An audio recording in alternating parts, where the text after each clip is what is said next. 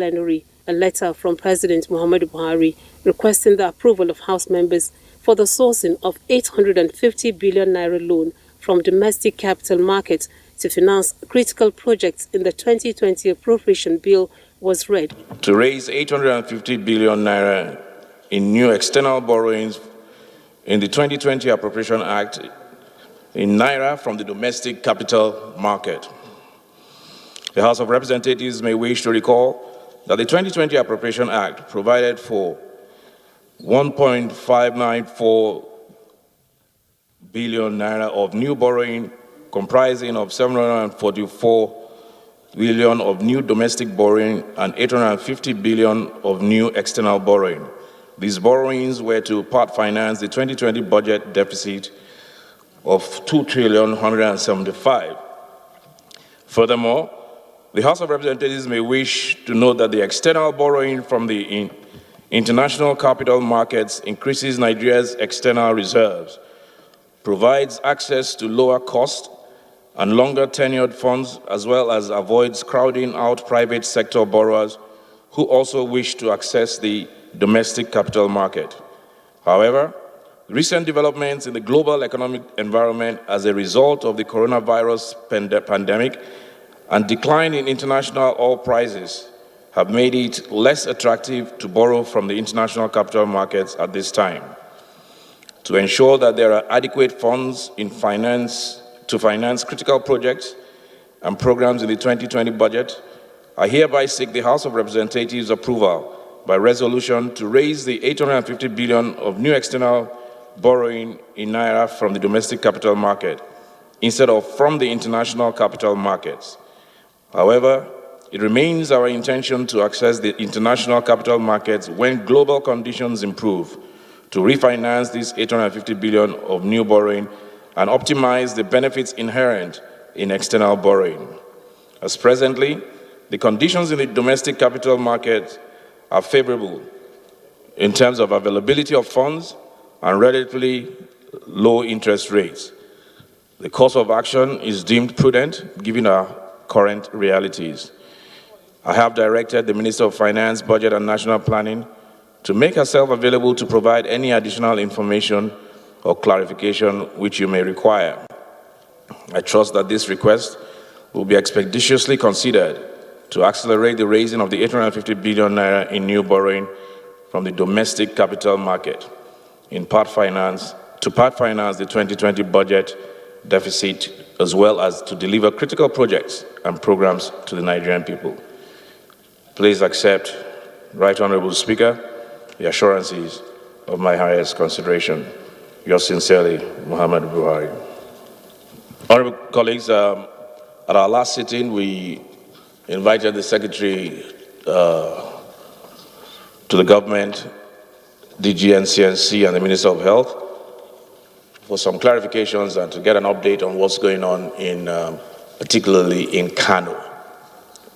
Particularly because there was a serious breakout there and everybody seems to be guessing as to what's going on. So they're here, but before we invite them in, I will just make a couple of remarks. Honorable colleagues, when the House last sat in session on Tuesday, the 28th of April 2020, we considered the proposed Control of Infectious Diseases Bill, amongst other things.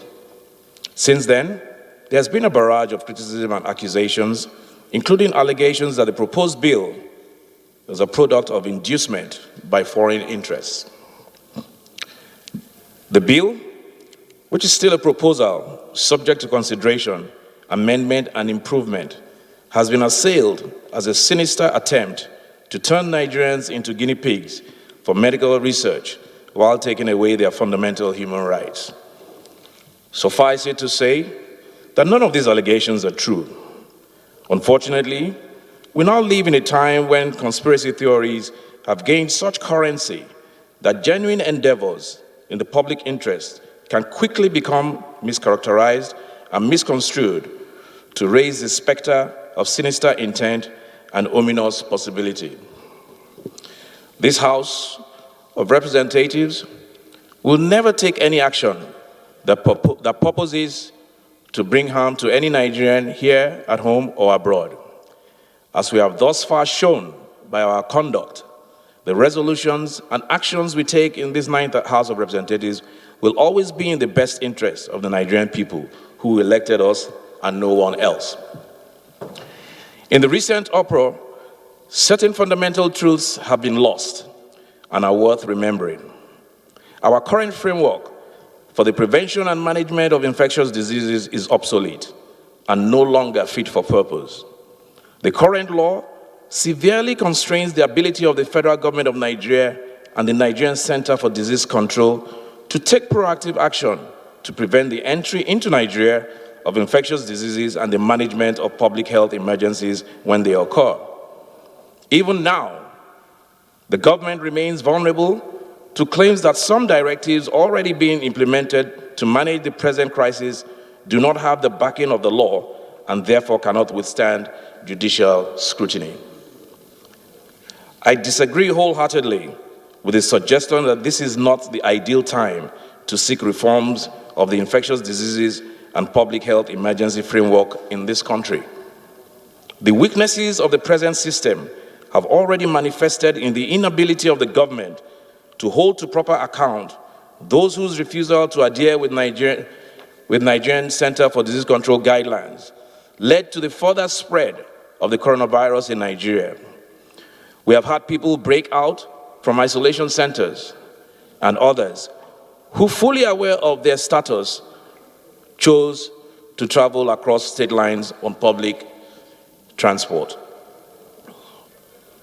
The number of those currently infected by the coronavirus continues to rise alongside the number of those who have died.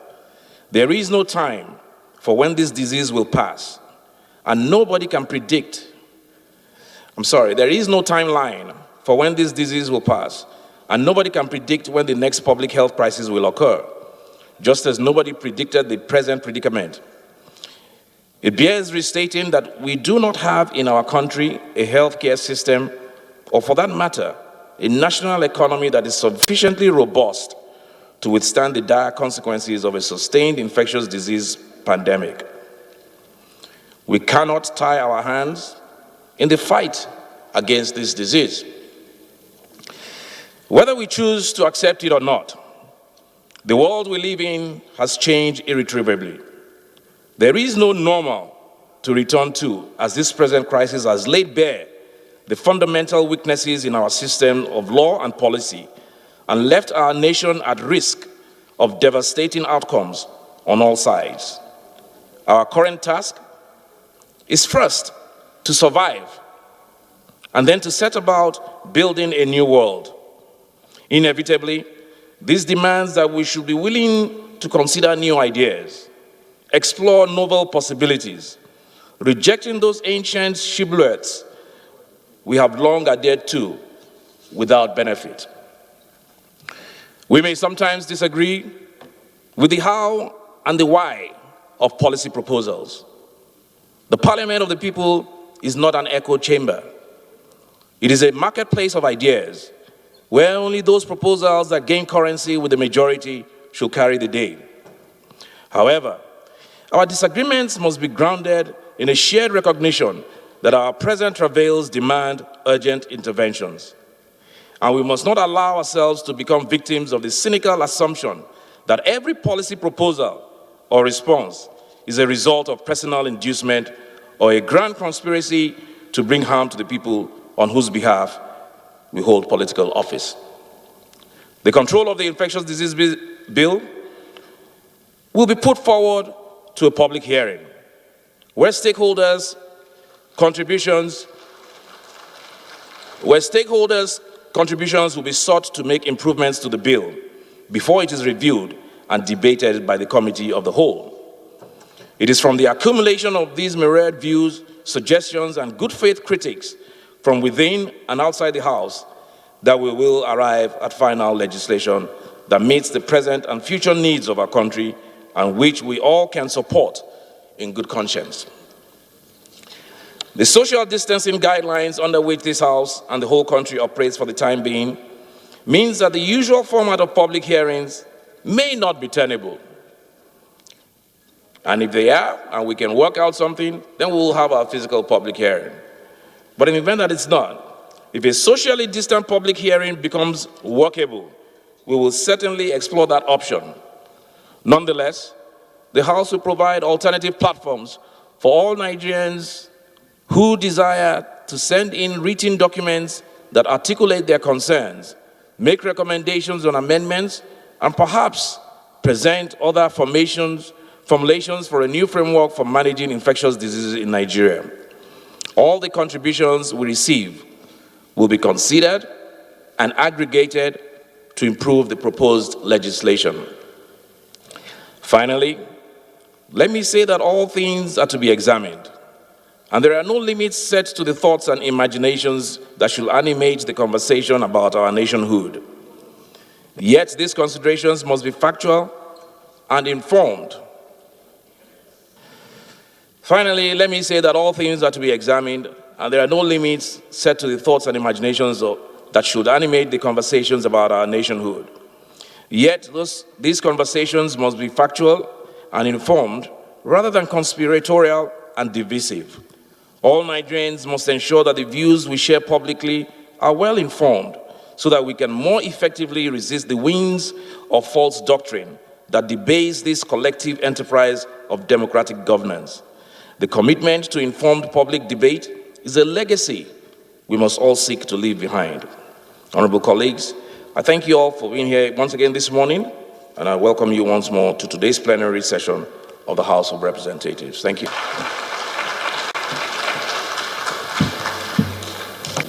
The Right Honorable Speaker,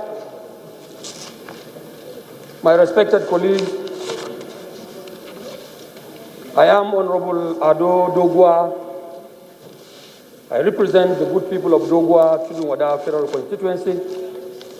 Mr. Speaker, honorable members, I'm from Kano State. Mr. Speaker, my respected colleagues, I rise on behalf of the honorable members of this Green Chamber, the House of the Peoples of the Federal Republic of Nigeria, to move that the House, pursuant to Order 19, Rule 8, 1 and 2 of the Standing Orders of the House, to admit into the chamber the Chairman, Presidential Task Force on COVID-19, who doubles as the Secretary to the Government of the Federation, Barrister Boss Mustafa, the Honorable Minister of Health, and the Director General, National Center for Disease Control, NCDC, etc., to brief the House on the fight against COVID-19 and the strange killer disease in Kano State and in the Federation in general. Mr. Speaker, honorable members, I so move. Thank you, Mr. Speaker. My name is Wale Raji. I represent the Peripheral Constituency of Lagos State. I stand to second. Those in support, please say aye. Those against, please say nay. Ayes have it. Please, can you bring them in?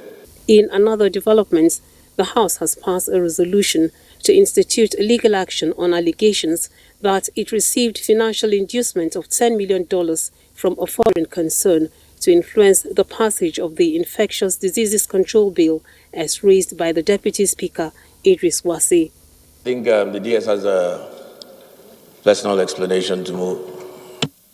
Thank you very much first for the very clear and then listen to the voice of Nigerians. But again, on the same subject matter, there's an issue going on around the country that we are giving $10 million leadership or the National Assembly. And it has gone viral.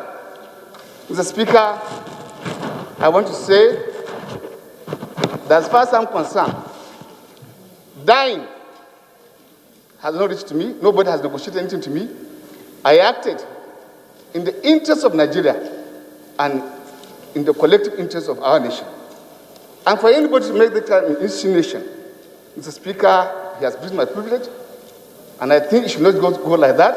I want to plead again that the House should set up a committee to investigate this very spurious allegation, and if possible, take legal measures. This is to stem people who will think they will just go to the corridor of the press and make a spurious statement against Nigerians. We have our integrity, we have our faces, and I can raise my head high up anywhere, anytime, anywhere. And I want to say, dying, and I've never gone to any negotiation with anybody on this particular bill. Thank you for this, my own point of observation. Thank you, sir. Being a motion, we could have thrown it open for debate. But I personally think, and once again, I think, and many members have also showed concern, but sometimes in life and in politics, there's some things that are best ignored. Because when you elevate, when you address certain things, you elevate and give credibility to those purveyors of those of the news. But be that as it may, I think the allegation, however ridiculous it sounds, may also maybe worth investigating, like the Deputy Speaker has said. Unfortunately, we don't have a culture of litigation in this country. Otherwise, so many of these things would have been abated if rapid and quick resort to the judiciary was adopted. But that's not, for many reasons, that is not done. But that's a possibility in this case. A very, very, very good, very, very strong possibility. And maybe some people should, so an example should be set. For me, this is all they have done. All they have done is to give credence to those who believe social media should be regulated. That's all they've done. You know, the same people who claim, oh, you cannot regulate social media, or you cannot regulate fake news, are the same people who are actually engaging in those activities. So they're hurting themselves. In a bid to hurt the House and the leadership and members of the House, they end up shooting themselves in the foot. So even for those who did not even think of giving the social media regulation the second look, you have now encouraged them to actually look at it and the damage it may cause if they don't go, if it goes unregulated. So I think we will, as played by the, yes, leader. Right, honorable members. Sorry, I rise at the expense of being superfluous or being repetitive. But while I agree in total with the confessions and the statements of the leader of the the Deputy Speaker of the House of Representatives, I think further to that, I need to add clearly and put on record. While he was making his submission, he said, nothing has been given to me whatsoever. I rise, Mr. Speaker, to on behalf of the 10-member leadership of this House of Representatives, to say very clearly that no dime or kobo has been given to any one of us. We are doing this in our commitment and resolve to serve our nation. This is a bill that we feel that can go a long way in really protecting the lives and well-being of our people. Nothing more, nothing less, Mr. Speaker. And I want to add to what he said, that this should not be left at the level of clarification on the Green Chamber of the House of Representatives. We must have to take legal means, legal actions to protect our integrity. We have moral responsibility and moral commitment to protect the integrity of our people, of our persons, and the integrity of our respective families. We also have earned a very, very reputable status in our various businesses and in our various pursuits in politics. Allowing somebody as a person, an individual on the street, to just put on record that something of this nature happened to us, I think is something that we should not take lightly. Mr. Speaker, I will have to put my weight behind the statement of the Deputy Speaker that this House must take a drastic action to protect the integrity of the leadership whose integrity has now been fingered, and by extension, the integrity of this institution has been put at stake. Mr. Speaker, this is my submission, and I hope members will help us put their weight together and let's speak for ourselves. If nobody speaks for us, Mr. Speaker, I think we have a duty to speak for ourselves. I think allegations are weighty enough to pursue legal remedies. I think that will serve as a lesson to many others out there. The minority leader. Yep. I'm in position of Daily Post social media news.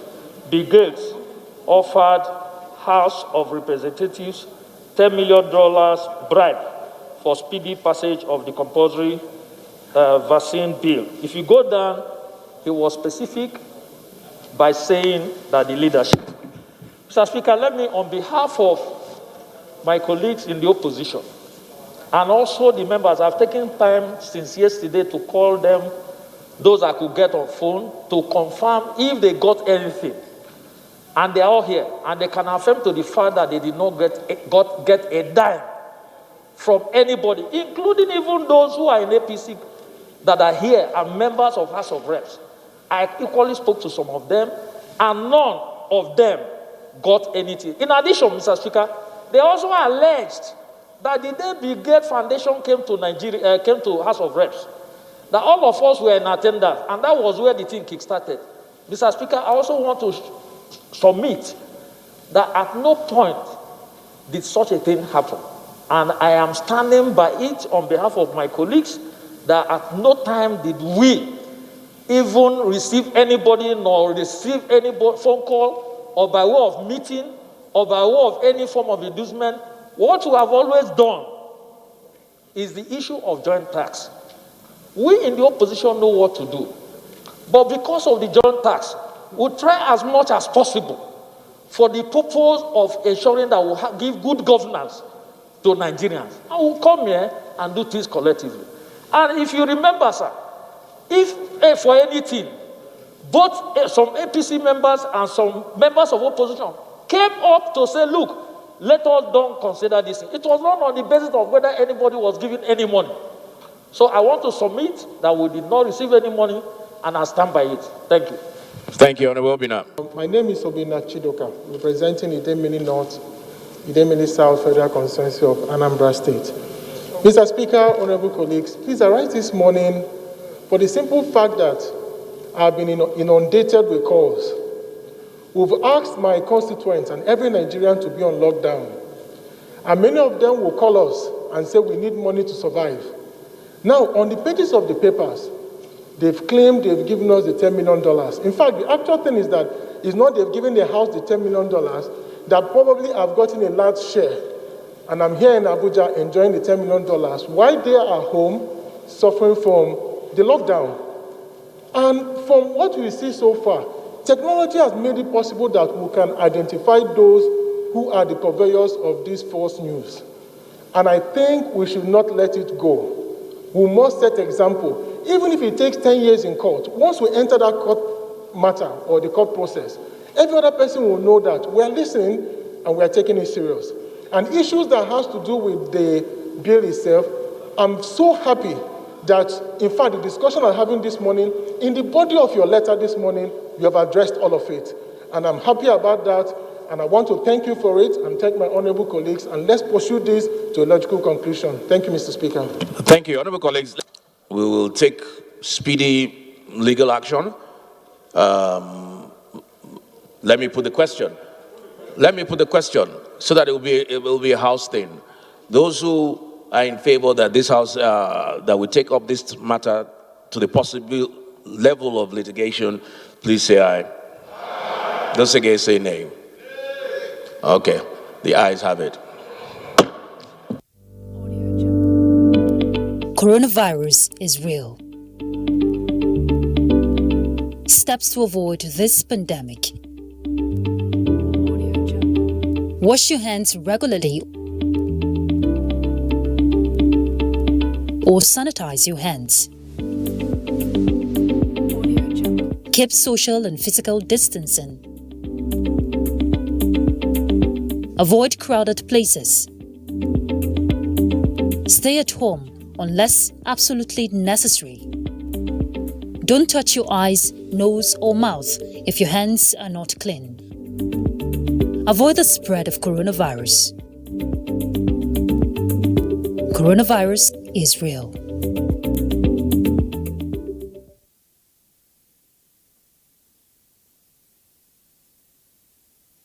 Akili, akili, akili, akili.